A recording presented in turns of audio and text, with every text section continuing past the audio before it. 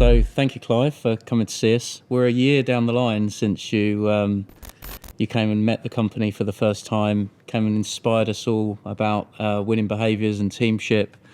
And here we are. We've now got a One FSP Playbook, and thought it'd be a great opportunity for us just to connect and chat through some of those things. But yeah, from your perspective, how have you found the process working with FSP? I think, Sam, first of all, great to be here and good to be talking to you 1 year later. It's gone very, very quickly. I think it's okay you saying your team was inspired by me. I was inspired by your team. I think you remember I arrived early to your conference to speak at it, and I sat at the back of the room and I heard this wonderful sort of talks from a lot of your colleagues about what was happening in the business, especially around diversity inclusion. And I sat there taking copious notes as always. So then for me to be able to deliver a talk about how to create a winning culture, I could build on what I was seeing already. So I think, to be fair, you were a long way down the line in creating a business that was big on culture, big on behaviours and values. And I was able to then share with you my own personal views on this and what I've experienced firsthand. And there's obviously some big synergies there. And I'm just delighted what's happened in the last year, that we've taken it to a whole new level. And your playbook is really something that's very, very special. Yeah, we're really pleased with it. And I think, like you were saying, we'd always been hopefully at the forefront when it came to thinking about the purpose of the organisation, our organisational values, and then the theory of performance, and making sure that we understood the difference between performance and results. But actually, there was a really key missing piece in there that you got us thinking around winning behaviours, and really making sure that everybody understood what does good look like from a behavioural point of view, and then spending the time to engage the business across the whole business. Actually, that's been a really interesting process for us. And it's not easy, because my kind of favourite line about this, if you involve people, they'll deliver. And it's I speak to many sort of senior management, and they say, yes, I involve my staff and my team. But when you speak to the team, they don't feel that much involved, a little bit disconnected. So kind of winning behaviours is taking values, which are great, starting position, to a whole new level, but involving people in that process. And that's what you've done. I can say, with you sitting here, really, really well. Everyone got really involved. And credit to your team, because sometimes people sit there and they cross their legs and fold their arms. They get, well, do we really need to do this?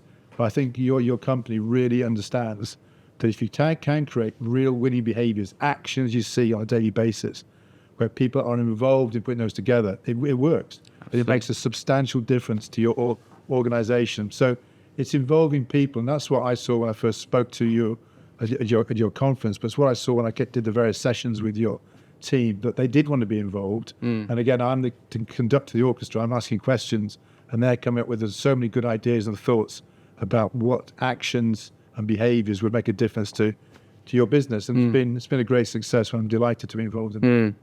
Well, thank you. And where we started was obviously engaging the leadership team. So of the 300 staff that we had, I think, 35 people in 3 workshops that you supported us to facilitate. And the involvement of all of those leaders, starting from a blank sheet of paper, it was almost thinking about, when we're doing our best work, what does that look like? When we're not doing our best work, what does that look like? And then how do we essentially codify that? How do we make sure that we can define what amazing work looks like at FSP? And I think then the process after that was very interesting, because then it was about engaging the hearts and minds and input of the balance of people across the organisation. And I think we received, following those workshops, obviously we had a lot of iterations of the winning behaviours, but following that, I think we had 60 pieces of unique feedback from the wider business that really were put into action and put into change into our playbook as well, which was hard, actually, but really important part of the process for us. It's not an easy process. I remember when I first met all your colleagues, there's 30 odd people in the room. They're thinking, what Simon done here? I'm going to speak about scrums and lineouts and kind of defence and attack in a rugby game. What's he doing here? But I think what puts people at ease, what people makes generally interested. I had a big business background before my rugby career. I'm best known, obviously, in the UK for coaching a rugby team in 2003 that won the World Cup. But prior to that, so everyone's clear, I had 18 years in business. I worked with Xerox, ran Xerox for 9 years, including 5 in Australia, where I was a sales director based out of Sydney. But most importantly, when we came back from Australia, I set up my own small leasing and finance company. based on the skills I learned with Xerox Finance. They also ran for 9 years. When I say small, Simon, it was like 10 people. And what I stressed to your colleagues or your leadership team was it was that 9-year period of running my own small company that really allowed me to develop this concept around winning behaviors and actions. Because when you run your own small company, I mean, you're not bogged down by layers of bureaucracy and management, which I saw in Xerox. I was the boss, I was the chief executive, the founder. I employed at a high level 10 people. But unashamedly, I was, because it's your business, I try to employ people better than me. So when you employ people better than you or more knowledge than you, you start to actually learn, it's not all about me leading the team. It's actually asking the right questions. What do you think? What do you think? What do you think? And it's that became sort of second nature to me. And then the most important thing when you're the leader of the team, when you ask these questions, you listen. And you really do listen. And I've become a really good listener and also quite good at asking the right questions. And these are all around when we came to our behaviors and actions, so how do we do things that really make a difference to the team? And we started to develop our own playbook. We called it at the time the black book, because our big old-fashioned black folder. And we just started to write down our winning behaviors, the actions that we wanted to distribute people to work with. It made a massive difference and became kind of second nature to me. So then when rugby union went professional, and I became the first full-time professional rugby coach of the England Rugby team, doing the same process was second nature. So I didn't even think about it. I'm speaking to rugby players. What do you think? What do you think? I remember at the time, some of the big names in rugby, Mike Johnson, Johnny Wilkinson, Lawrence, they'll sit now, they're falling out and go, what do you mean, what do we think? What do you're the coach. You tell us what to do, we'll do it. And I go, no, we're going to change this. I want to hear from you first. I want to know what you think about this. And then I'm going to step in and either agree with you or not agree with you. I'm still leading the team. I'm still totally in charge of this. But I want to know what you think. And once they got it, they really got it. I mean, that team that won in 2003, they're amazing, talented players, but their big talent was off the field of play, how we really got this whole organization working around values, behaviors, actions. So on the field of play, it made a big difference. But they were involved in not only the decisions in terms of how we played the game of rugby, but how we acted as a team, the culture we're trying to create. Because I think, and I've shared this many times, I think the C in CEO must stand for culture. The number one thing, I think you, or the most people I've ever met, really understand that. Get the culture right, the organization's got a real chance of flourishing. You can have the best products in the world, the best people in the world, but if the culture's wrong, it's going to all end in tears. Yeah. And they got that. They really understood that. And we had a lively group. Some of the team meetings were pretty, pretty forthright. Because they wanted to win. They were not worried about saying things that may kind of be against what I'm thinking or that's the team's thinking. And that's what I really enhanced them to do. And we call this winning behaviours. So then to take that into a sporting environment, which most of the audience who I speak to, your leadership can see what England won the World Cup. They can actually see this what made a difference. So it's not theory. And you've taken the practical side of what we've done to a whole new level within your organisation. Yeah, and I've said this many times at a number of CEO forums and tech industry forums that still in sport there's a very clear differentiation between performance and results. It's very obvious what those things are. You speak to the coach, you'll talk about the performance and they might comment on the result. In business, those two things still tend to get quite blurry. And I think the benefit of our playbook and the winning behaviours is that it further helps us to decouple performance and behaviours from results, because everybody wants results in a commercial environment. We're judged on the results that we get. However, the thing that we're most in control of is how we behave, how we show up, and being very, very specific about what those things look like. So that bridge, that business sport bridge, is quite an interesting one for us. Again, when I spoke to your group about it, well, I call this what's called working in and on the business. And what I found with almost every high achiever, including myself, when you first start to work with it, they're 100% working in the business. They're driven by results, KPIs, getting results. And what I really learned was that the real high achievers, the real talented people, they tweak that slightly. So I think it's about having 90% working in the business, still doing your day job, you've got to deliver results. But can you spend that 10% of your time working on the business, where you stand back, you work with all your colleagues, you actually involve other people. And the whole Winning Behaviours program is all about working on the business. And if you can just spend that 10% of your time on a regular basis working on, not just in, be very, very clear, you can't work 100% on the business. You have no business. Yeah. So 90% in the business, doing your job, but on where you sit back. And teams that do that on a regular basis, that's what your team has undoubtedly done. Just find that an hour a week or a couple of hours a week just to work on and share this with the whole organization. It's massively successful. So it's hugely possible, but it's quite hard at times because sometimes you just get distracted and we've got to do that. And suddenly the on can get watered down a little bit. That's a big mistake. You've got to keep that in to 90% and the on the business to 10%. And if you work on the business, then you can create these values, these actions, and allows people to really be involved in the decision. And that's what it's all about. Yeah. There were three. It's interesting how the playbook obviously has come together. It's brought together the values, the performance, the winning behaviours, the purpose of the company, all into one place. And as we roll that out, we've assigned, as you know, we've got a full-time program director now to bring this to life constantly for the team. And I have to say, I don't interrupt you, but you are the first company I've worked with that's done that.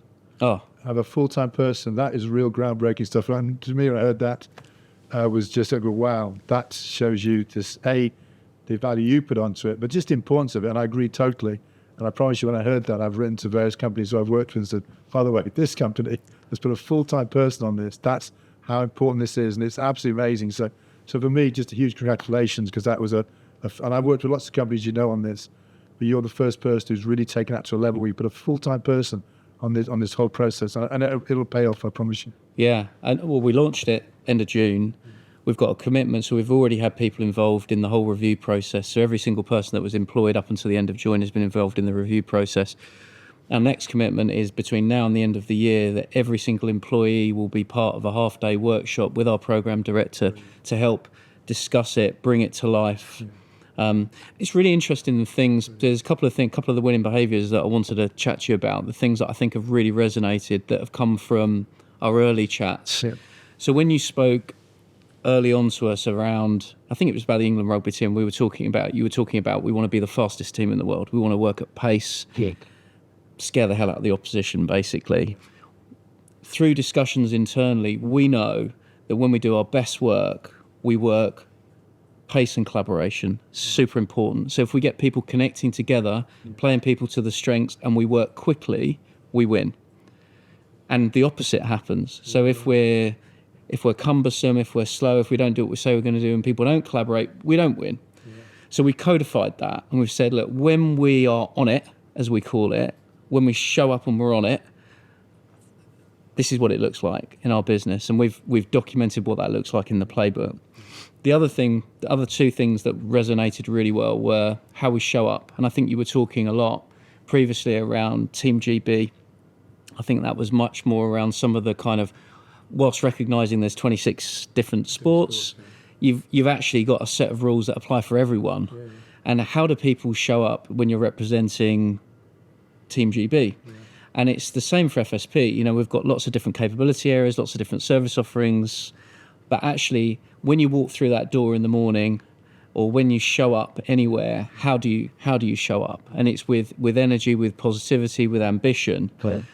And that's super important for us, and that's been something that's really resonated for us as well. And then the other big one, which again goes back to the rugby one, it's always on my mind and it's always very relatable, is where you have you refer to it as teacup, and the thinking correctly under pressure.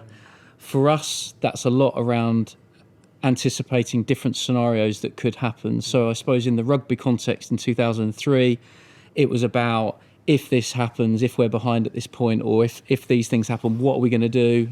Drilling that extensively. For us, it's very similar, because what happens if this happens in a customer environment? What happens if the backdrop of the economic environment's different? What are we going to do?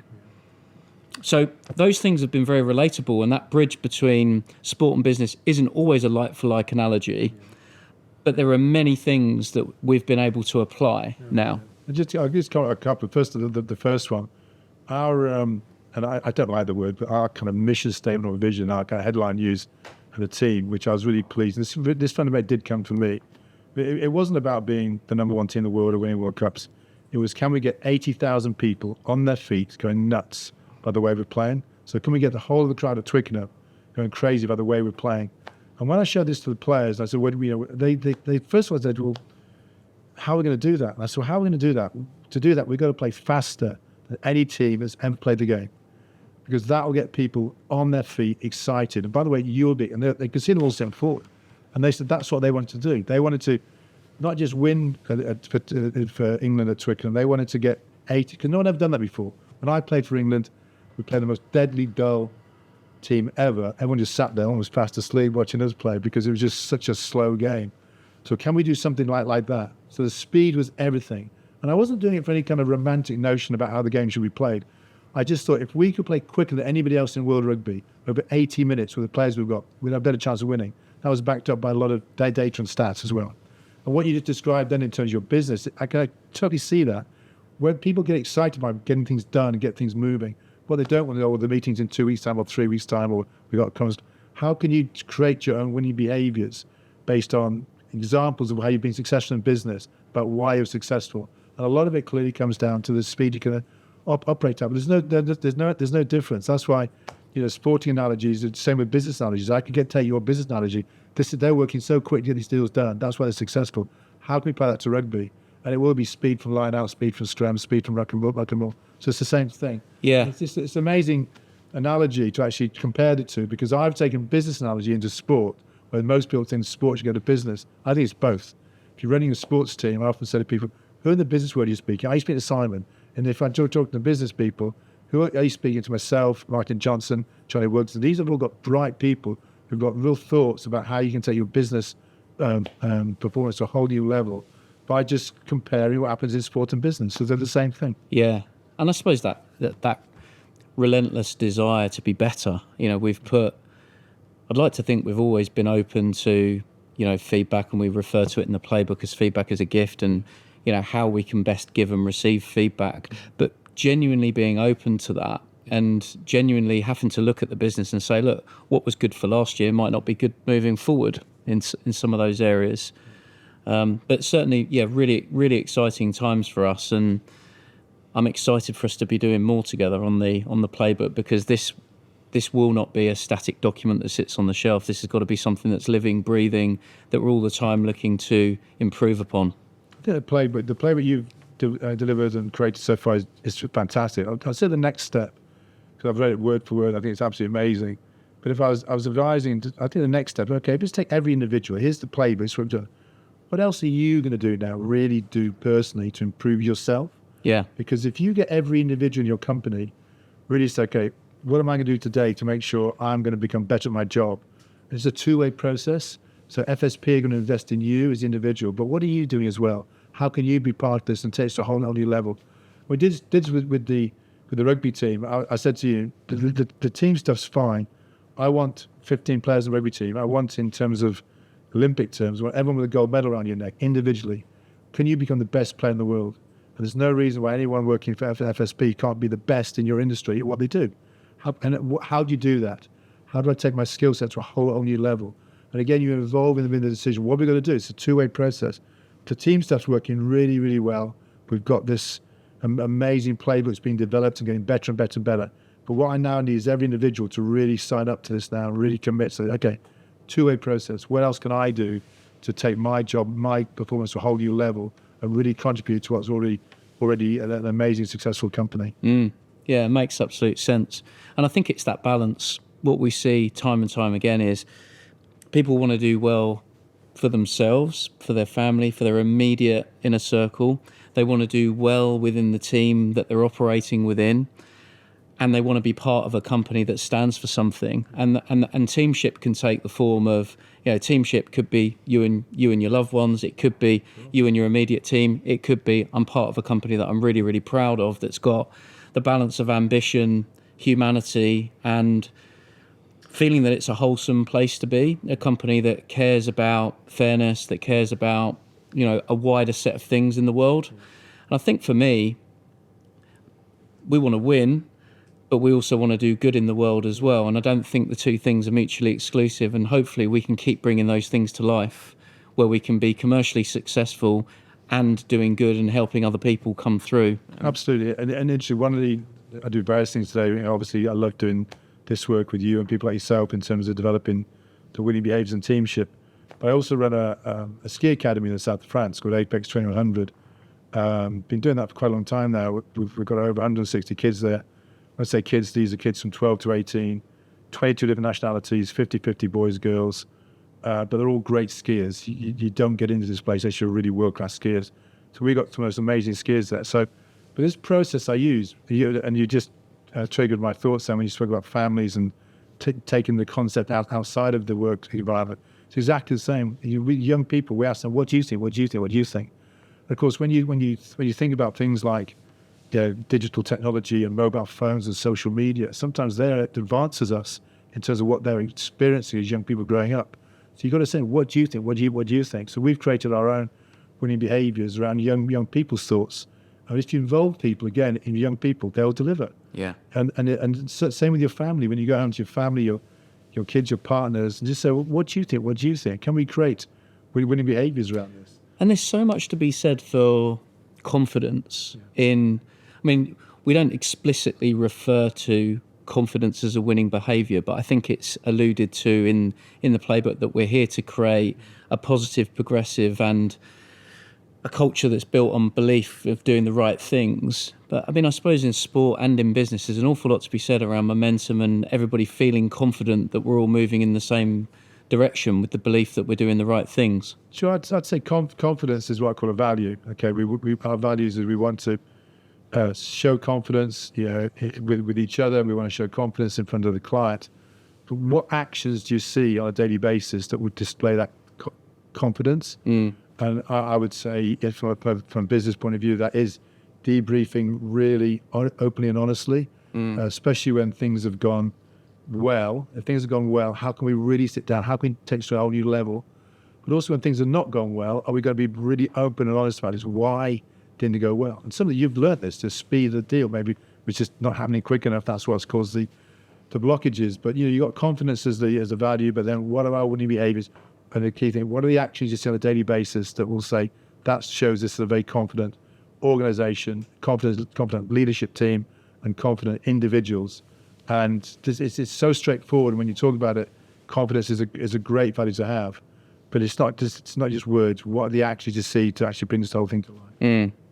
So I have a copy of the playbook here, which I'm really pleased about. So this was, I mean, we wanted to frame it in the beginning so that I could give an intro as to what this actually is, which was really a representation of our cultural DNA and that place where we could document out the purpose of the company, what the ethos of the company is, our view of the performance drivers, our values, and then we're into the winning behaviours. I didn't know if it was worth maybe just picking out, so we've got 14 winning behaviours that we arrived at. Yeah.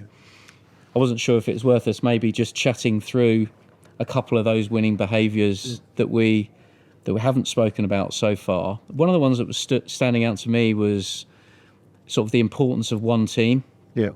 And we've spoken at length about the importance of team and trust and why diversity of input and thought and having everybody working together is super important. It'd be great to hear from you as to the importance of that particular winning behaviour and what that's meant to you in the different contexts over the years. I mean, the best example I can give, Simon, of one team, and a lot of people talk about one team, we want to be one team, great word. What does it actually mean? The best example, I was, after my rugby career with England, I had this amazing job with Team GB. I was director of sport for 3 Olympic Games for Beijing 2008, for Vancouver 2010, obviously London 2012. And those, follow Olympic sports, the Olympic world, Team GB consists of 26 different businesses. There's 26 sports, British cycling, sailing, taekwondo, athletics, 26 different sports. And every 4 years, they all come together as one team. And we're looking in on the TV and we see this wonderful Team GB. Behind the scenes, it wasn't that way. When I first took over, there were literally 26 individual sports, all very much looking after themselves, working in silos. They really didn't care about what the other teams were doing. In fact, the funding model didn't actually encourage them to care, because if another team failed, the chance that you may get more money from Sport England or UK Sport or the lottery. So there just wasn't this one team, and we spent a lot of work on this whole process about how can you create winning behaviours and actions, and just basically show that another part of the organisation can bring you down, and also another part of the organisation can take your profile and your business to a whole new level. But when I first started talking about this, you can see there was real kind of negativity in the world. That they would say we don't really care what these other sports do. We just look after ourselves and we find big mistake. And we really did learned a lot of lessons from Beijing, which was okay, but not great. But by the time London came around, the team was really one team.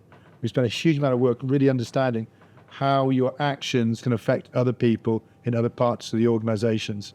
You know, one of my favorite sayings, you say, how do you want to be remembered? Do you want to be remembered as a person who kind of brought down the team because you said something daft on social media or failed a drugs test and all this sort of stuff? Or do you want to be this person who remembered as someone who was really inspirational, was really took great pride in their team, but also took great pride in making sure the other team members were fine? So we spent a lot of time on this one team concept. And we literally brought 26 individual businesses all together under one team.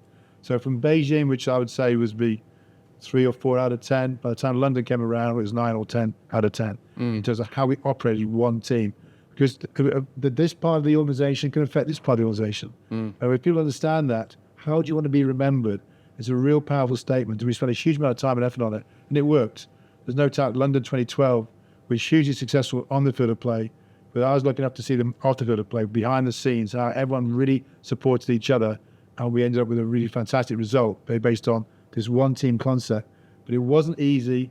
Everyone's going to say, okay, I'm part of this. I'm going to actually take more than a passing interest, how everyone else is actually doing, and can I contribute to their success as well as the success of my own business itself. And I think for us, what we've seen so far, the one team concept has always been true in terms of understanding that high trust environments lead to success. So we try and ensure that with our leadership team, there's very, very high trust. You know, nothing goes unsaid, that we celebrate the good and we're very honest and transparent about the bad.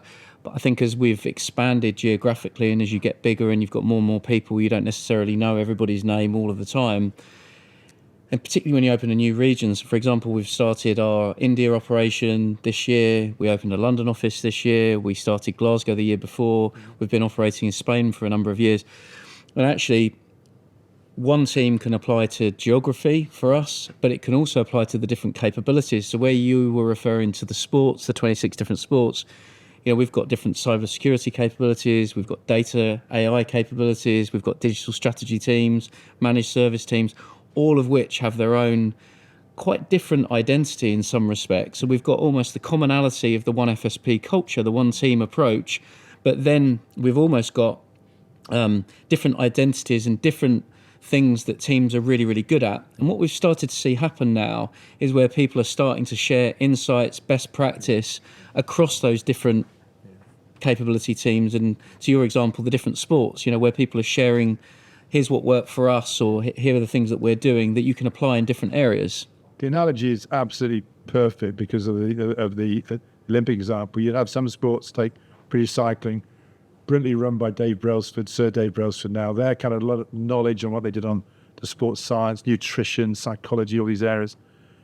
Initially, before I got involved, it was like this. It was very kind of, that's our IP, very protected.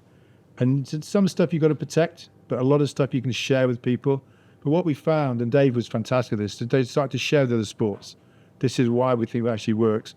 And what we found that you get it back in bucket loads and bucket loads. Do not think that another much smaller sport couldn't share an idea that could make a difference with you. But if you start to share with people, and you're very open with people and transparent with people, you operate as one team, you'll get it back in spades, loads and loads and loads of new thoughts and new ideas. And that's what we're trying to do here. So I think there's sharing of information, agreeing the ways of operating, and it's hard work. There's no easy way to do it, but you've got to start with the leadership. If the leaders are happy to share, really start to share information and knowledge, you'll be the big benefactor of that, because you'll get so much thoughts and knowledge coming back in. And it was inspirational to see how we moved from Beijing 2008 to London 2012. That 4-year period was just fantastic. It was a complete sea change in one team. In Beijing, we weren't one team. We were 26 different business, all working in silos. London 2012, we were definitely one team. Even down to the way the medical team worked. We all worked. All the athletes came in for any medical advice, and it was one team. No matter whether you're a cyclist or an athlete, you came in and used the same doctors. So we actually shared all this medical advice across all of the sports. And there's so much out there. There's so much knowledge. When you just never stop learning. But if you've got to go a process where you can't share that knowledge, it doesn't actually work. So share knowledge across your different geographical areas, which you just described, different sports, different functions. It all actually works. But it's everyone just kind of sitting back, go, I want to be part of one team. I am prepared to share information and knowledge and not act as a silo a closed door approach to the whole thing, which just doesn't work. It's interesting because another one of the winning behaviours I was going to pull out, it's kind of linked to it. Some of these things overlap quite a lot. Everyone is a leader we refer to as a winning behaviour, and what we're basically saying, look, anybody has the opportunity to lead on something, A, that you're passionate about, B, that you might be really good at, and actually we do away with traditional hierarchy here and those places where, particularly in big corporates, you can get stopped from being able to get involved in something or, get put in your box. Whereas actually here, what we're trying to do is encourage people to step forward with ideas, step forward with your innovation, step forward with your feedback, because actually not only will you be heard and seen and listened to, but also you've got an opportunity to carve out your own niche. You've got an opportunity to lead. And it might be that some people are not great people leaders. It might be on a particular discipline, or the opposite. It might be that some people are really, really good. So what we've tried to do with that particular winning behaviour is give an environment where people can thrive, and an environment that's kind of much more about an interconnected network of people rather than this kind of really traditional corporate hierarchy. Yeah. Have you seen that in other places? The kind of the current buzz term, it's kind of a much used phrase now, is psychological safety.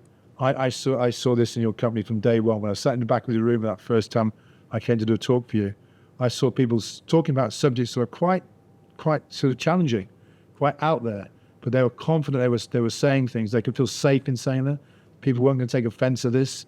One of my other favorite lines outside of psychological safety, and also what I find, with psychological safety, you speak to the leader and say, did your team really feel safe in putting forward new thoughts, new ideas, productively challenging what's going on? Or are they sitting there worried if you say this, you may upset the boss, you may upset one member of the team?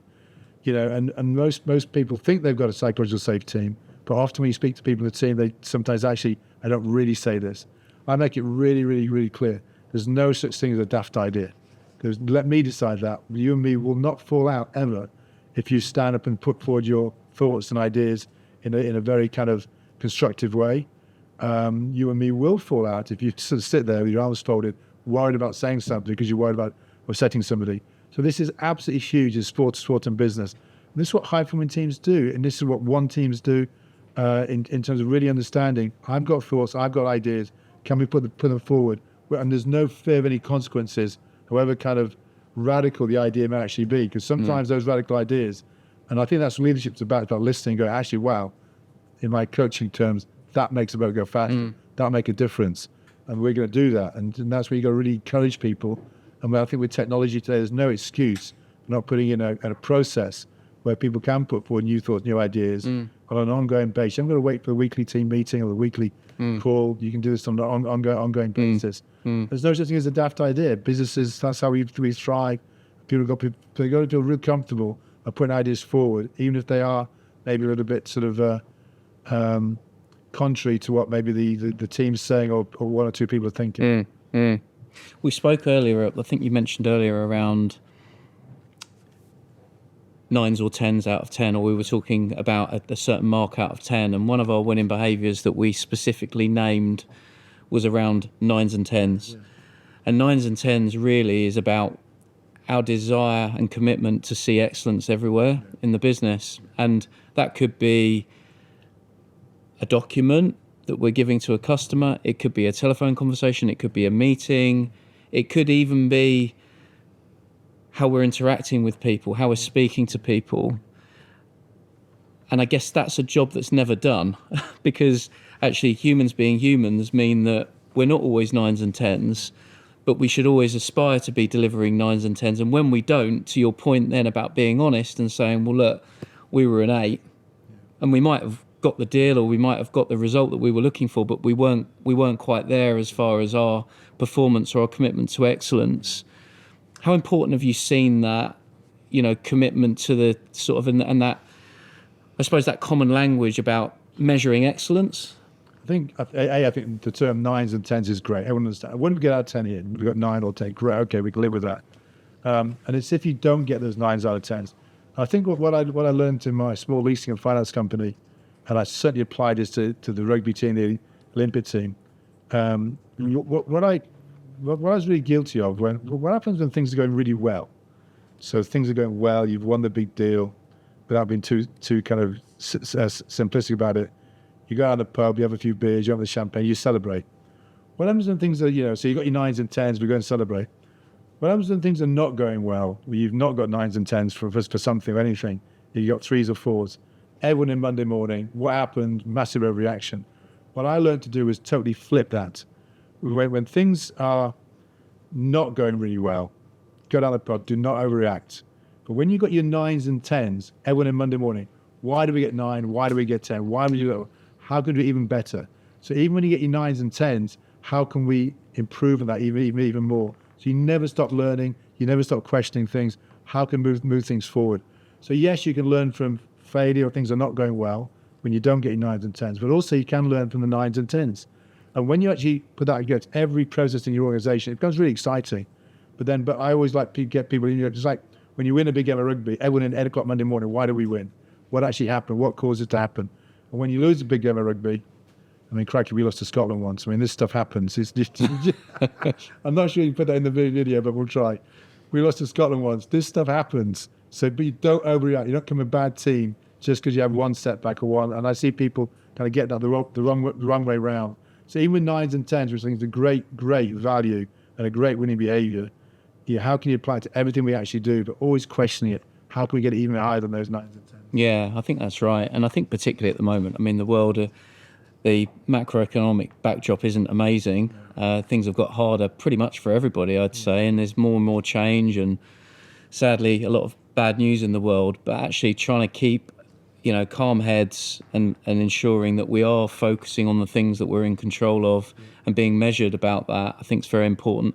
And I suppose it's then the commitment to 9s and 10s is also basically saying, let's not just fixate on results. Results are important. And of course we are in a results game to a degree, but at the same time, the lead indicator to the result is working on those kind of leading KPIs about doing the right things, putting the right activity in, doing the best job that we can possibly do, and showing up to not just do good enough, but to do something that's excellent. And I think people resonate with that because I think the high majority of people want to do a great job. I think that's still true. There's no doubt. And I call this, Simon, I really understand the basics of the team, the basics of your business. Get your basics right. They are what I call your safety net to success. Your safety net to success. If you get but what are your basics? And sometimes you go to companies and say, what are your basics? What are the things that are non-negotiable? What we've got to get these right as a fundamental to the business. We did this in rugby, and I learned this from a colleague of mine called Yuda Shanir, who is an ex-Israeli fighter pilot. And he was always talking about the basics. And he said to me one day, what are the basics in rugby? And I kind of just and I couldn't answer him straight away.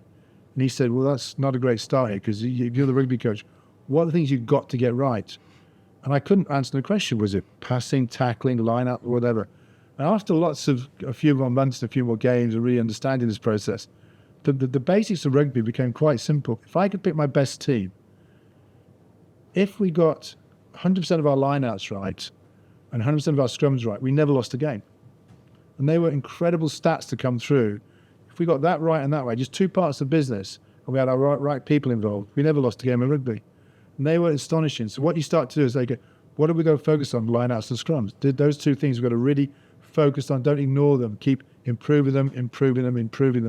And I think the more you can really understand what are the basics of the company, once you know those basics, how can we really work on improving them on a daily basis so everyone understands that we are all responsible. So anyone in your organization, what are the basics? They go bang, bang, bang.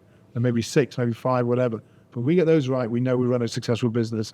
And it's amazing how many people don't quite understand that because they get a bit confused by the whole mass of the job. So you got to actually get this back into one process. What are our basics? These are our safety net success. We've got to get these right, and we will get these right because we know they're the foundations of the whole business. Yeah, absolutely. And to totally relate to that, especially as we're a services organisation, and it's really quite a simple challenge in that we've got our people and we've got our customers. Our people have got to thrive, learn, bring the ambition, enjoy the journey, which is another one that we've got as a winning behaviour. regardless of, it's not meant to be easy. It's an uncomfortable ride sometimes. But then equally with our customers, we've got to have customers that love us, that love what we do, but where we're challenging them, positively challenging them to make change and protect their businesses or organisations for the future. So, I mean, I guess the last bit I was going to cover off was, we talked about at the end of our winning behaviours, we've got a very specific couple of winning behaviours, one around sharing the love and one around enjoying the journey. And I thought I'd share that with you, because sharing the love is about positive affirmations and making sure that sometimes great work can be done and not necessarily recognised. So I think it's very healthy to have an environment where, don't want to celebrate mediocrity, but at the same time, we want to be able to say, look, here's a great example of people living the winning behaviours, of doing great work, of receiving amazing feedback, being very specific that we want to see more of that. And enjoying the journey equally is about saying to people, look, this isn't going to be easy all of the time. Let's embrace it. Let's embrace change and learn and thrive together. Yeah. And I think that's been a really helpful kind of framing for people as well. No, I think the one I agree totally. Again, sharing the love, I really like that in many aspects. But I also spend a lot of time, and this again from my small, looking back now, my small leasing finance company. Yeah, I knew these 9-10 people really, really well. I got to know their family well, the kids well, and really took an interest in how the family's going. And we did the same thing with the rugby team. Just simple things like on match day, they're treated like VIPs. Their tickets were in the right place. They got there for lunch, so the player could actually sit back on that day where he's playing for England. No, his family's been totally looked after. If they got kids, some that had kids, just send them an England rugby shirt, sign with the team. On their birthdays, their wives on their anniversaries. I think things like that make a real difference to organisations. And I was, and I was on first known terms with not only their kids, some of them had kids with their wives, but especially their parents. Their parents have never been treated properly.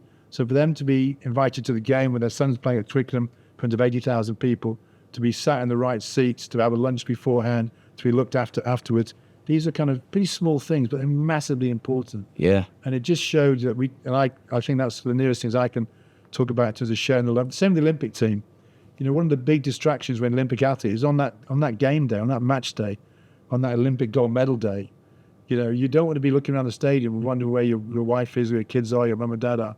They're going to know our team. And we spent a huge amount of time and effort. We put that in place. So they knew. And the feedback afterwards, after the big events like the Rugby World Cup, Olympic Games, the feedback from the athletes almost always started, thank you so much for looking after my family.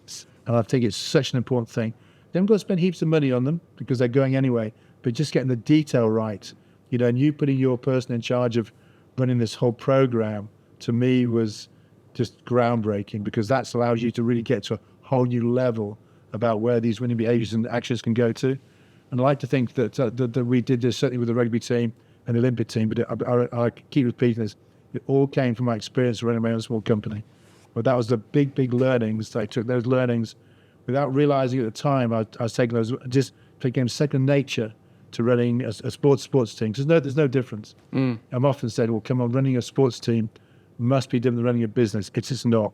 The definition of running a business and sport is delivering results with people. That's what you're undoubtedly doing, and your program is world beating now in terms of this. That's what you do as a sports team. You deliver results with people. There's my team, there's your team. There's no difference. It's about people. It's about creating that culture. And if you can share the love to make the greater family, your own family, so they understand it. And also by sharing the love, Simon, it allows you to understand, because things aren't always great and good. Some things sometimes it's tough, and things actually happen. And you actually, we are one of our family sayings was, the upsides far outweigh the downsides. So it's time, being a high-profile kind of coach, and especially in the sporting world, it has its moments, and you get some stick in the press and all this sort of stuff. But we made it clear, the upsides of what I do far outweigh the downsides. But sound is downsides, and your family, your kids, your wife, your parents have got to kind of understand that's all part of the deal. It doesn't always happen like that. You will get there eventually, but on the way, there can be some pretty rocky roads. So it allows you to really work with the individual, but also understand behind the individual, there's other people who are invested in them being successful in this company. Yeah, I think that's absolutely where our heads are at, is that we see the people and see the people that sits behind the role, and always figuring out, what's the win-win, because we're going to support people, but we're going to challenge people as well, but we do it together. We do it together as a team, and I totally agree that the people side of it, that is our opportunity, and to do things in the right way. Clive, the program we've done has been fantastic. Working with you, we're going to continue working with you on our winning culture, and I'm sure you will suitably help us and challenge us moving forward. We're looking forward to it, and thank you very much to you and your team for helping us so far. No, I can categorically say thank you. I really enjoyed that first meeting when I came to talk to you. The workshops were fantastic because the enthusiasm was there. The people did want to learn. There were sponges of thirst for knowledge, and that allows you then to deliver through all your team. But I think I'm very clear that just take one person who doesn't actually buy into this can cause so many problems. So it's understand you need the whole organisation to buy into this process. And from what I've seen, everyone is a big well done to you and your team. Excellent. Thank you very much. Thank you.